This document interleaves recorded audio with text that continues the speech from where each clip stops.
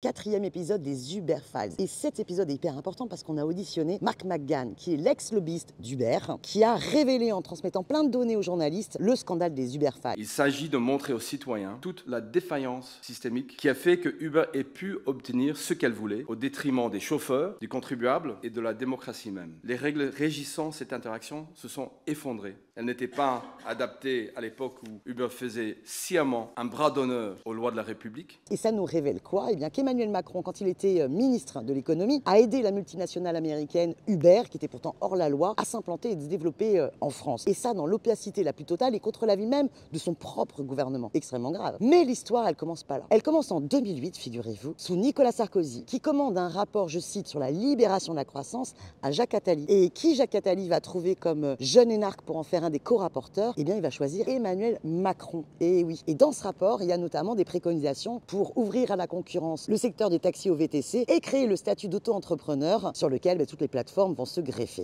Et les taxis vont comprendre la grosse arnaque et vont être très en colère. Mais nous avions conscience que cette proposition allait susciter beaucoup de bruit, et d'ailleurs ça n'a pas manqué, puisqu'il y a eu des manifestations de taxis le soir même de la remise du rapport. Les taxis sont furax parce qu'ils subissent une concurrence déloyale avec le développement d'Uber, mais en plus le développement de l'appli UberPop, qui permet en fait à n'importe qui de faire en dehors de ses heures de boulot le chauffeur VTC. Et l'appli, normalement, elle devait être illégale, interdite, fermée, mais elle perdure. Et à ce moment-là, Emmanuel Macron va passer un deal. Il va dire, écoutez, vous arrêtez UberPop et puis je vous file un coup de main sur vos revendications pour abaisser le niveau de formation, pour pouvoir mettre encore plus de chauffeurs sur le marché. Et sachez que l'Élysée, les autres ministres étaient totalement contre. Il n'y a pas eu de corruption. En revanche, il n'y avait pas non plus de la transparence. Le fait qu'on a pu avoir, par le biais de Google, de l'énergie, des potes, etc., un accès direct à l'hôtel des ministres à Bercy et maintenir cet accès malgré le fait que nous étions sans le moindre doute dans l'illégalité totale, permanente en France par rapport à la loi sur les transports, par rapport à la fiscalité, par rapport à l'URSSAF, par rapport à la DGCCRF. Avec le ministre de l'économie,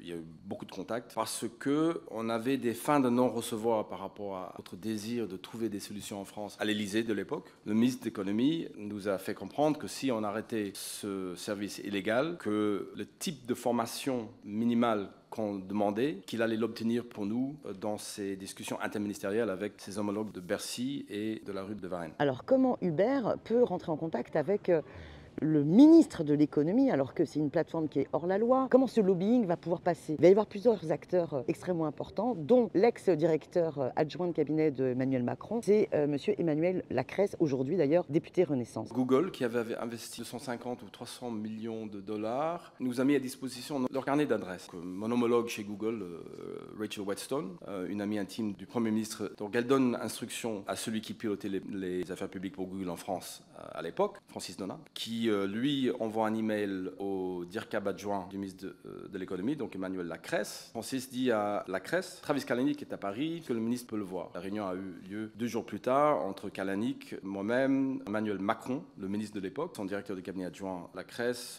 Étienne Chantrel qui était dans son cabinet, qui est maintenant, je pense, à l'autorité de la concurrence, etc.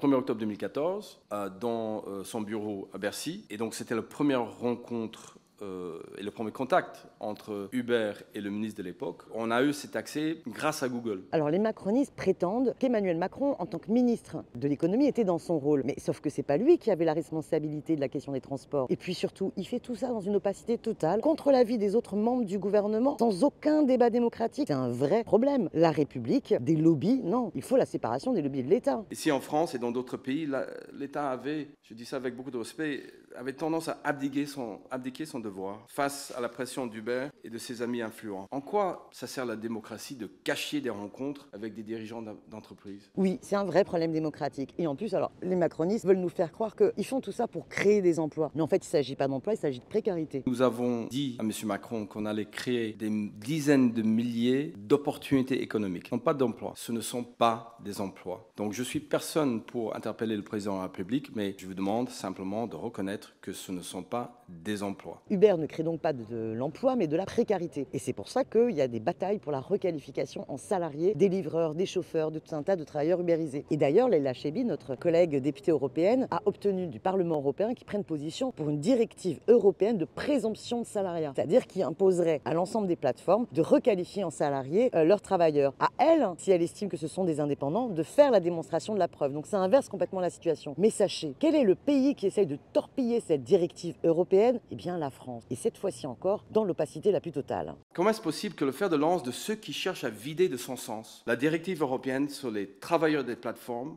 que la France, la même France qui a créé la sécurité sociale, le SMIC, les congés payés, le minimum vieillesse, l'UNEDIC, l'ACEDIC, la RMI, la couverture médicale universelle, le revenu de solidarité active, et oui, la retraite à taux plein à 60 ans, ce ne sont pas des emplois. Il s'agit de la création de précarité à l'échelle industrielle. Donc oui, Uber crée de la précarité industrielle à une immense échelle et pas de l'emploi. Et Mark McGann, en fait, a changé d'avis. C'est-à-dire qu'il a dit, on nous avait promis de créer plein d'emplois, puis en fait, on a créé de la précarité. J'en connais un autre qui a changé d'avis. Aujourd'hui, le fait qu'on n'arrive pas encore à l'échelle européenne que les collaborateurs de ces plateformes soient considérés comme des salariés en ayant tous les droits des salariés a créé une situation d'exploitation extrême, qui n'est pas conforme à l'esprit français du droit. Sans doute faudrait-il distinguer les auto-entrepreneurs indépendants des auto-entrepreneurs qui s'inscrivent dans un réseau. À partir du moment où ils s'inscrivent dans un réseau, ils rejoignent assez vite un statut de quasi-salarié. Dans ce cas-là, tout change. Mais quelqu'un qui est auto-entrepreneur pour ouvrir une boutique, c'est pas la même chose que quelqu'un qui est auto-entrepreneur pour prendre une franchise. C'est pas du tout pareil. C'est là où se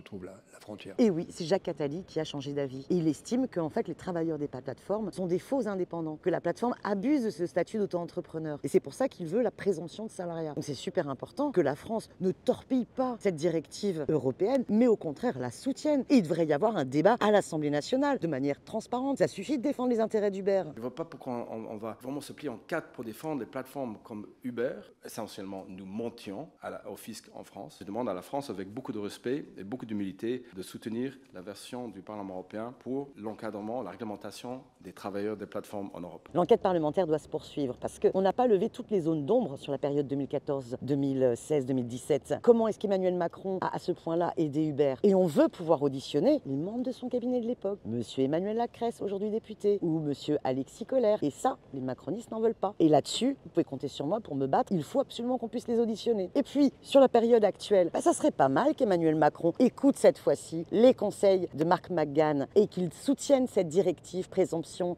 du salariat du Parlement de l'Union européenne. Alors, si vous avez apprécié cet épisode, eh bien, vous le partagez parce que c'est super important que tout le monde soit au courant de ce scandale des Uber Files. Et la suite au prochain épisode.